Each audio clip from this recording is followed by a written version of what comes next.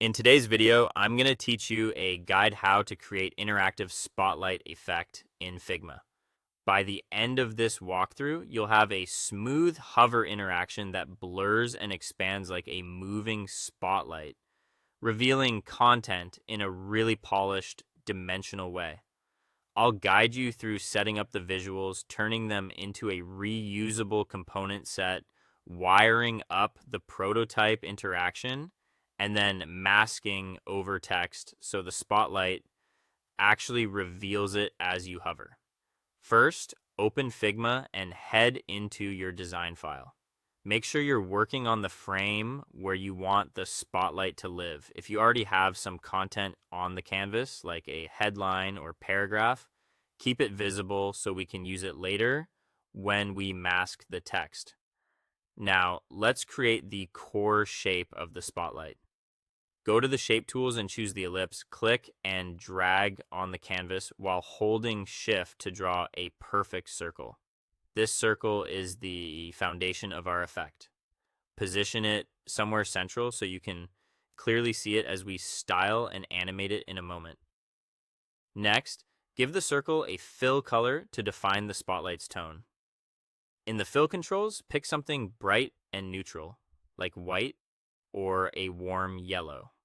The color you choose sets the character of the glow, and we'll soften it with blur in the next step. If your background is dark, a lighter spotlight stands out nicely. On a light background, consider a slightly tinted color so the edges read more clearly. Open the effects panel in the right sidebar and add a layer blur to the circle. This is the key to making it look like light instead of a hard dot. Set the layer blur to about 150. At that amount, the edges are soft and diffused, which mimics how a real beam of light falls off. You should see a gentle glow forming around your circle, and it should feel atmospheric rather than sharp. Now duplicate the circle so you have two versions and scale one of them up so it's noticeably larger than the other. Hold shift as you drag a corner to keep it proportional. Think of these two circles as the before and after states of the spotlight. A smaller, subtler state and a larger, more prominent glow that will animate to on hover. Keep both circles aligned so the center point stays consistent between them. With both circles selected, turn them into a component set. You can use the Create Component Set option in the toolbar or via the right-click menu. This groups the small and large circles into variants, which makes it easy to prototype a transition between them. If you like, rename the variants in the Layers panel so you can tell which is small and which is large at a glance. Inside the component set, select the smaller circle and set its opacity to 0. This makes the small state invisible, which is deliberate. The idea is that at rest, the spotlight is hidden, and only on hover do we fade and grow into the bright, larger glow. Keep the larger circle at full opacity with the same color and blur you set earlier. Switch to the Prototype tab in the right sidebar. Click the small variant, then drag the blue prototype noodle to the large variant to create an interaction. Set the trigger to while hovering and choose Smart Animate for the animation. Smart Animate will interpolate between the opacity and size changes automatically, so the circle fades in and grows in one smooth motion.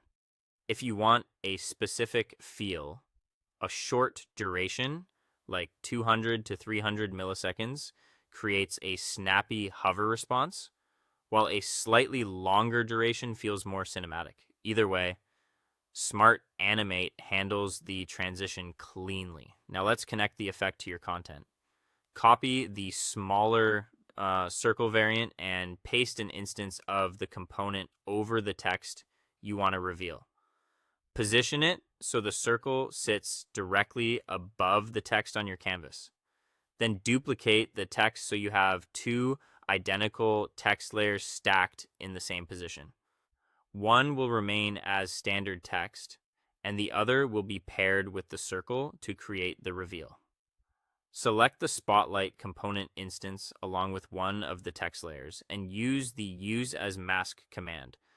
This turns the circle into a mask over that specific text layer, so only the portion of the text that falls within the circle is visible.